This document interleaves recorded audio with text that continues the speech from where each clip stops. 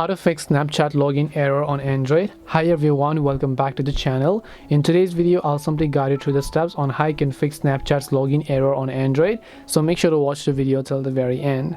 So if you have the Snapchat app and you're not being able to log into your Snapchat account, this could be happening due to many reasons. The very first thing I want you to do is simply go ahead and then long press this Snapchat app icon here. Once you long press the Snapchat app icon, just tap the I button to come to the app info page. Then go to storage, clear cache, and also make sure to clear the data. Once you clear the cache files and data, just come back, then open up your Play Store and just search for Snapchat. Check if the Snapchat app has an update, and if it does, then definitely make sure to update it to the latest version.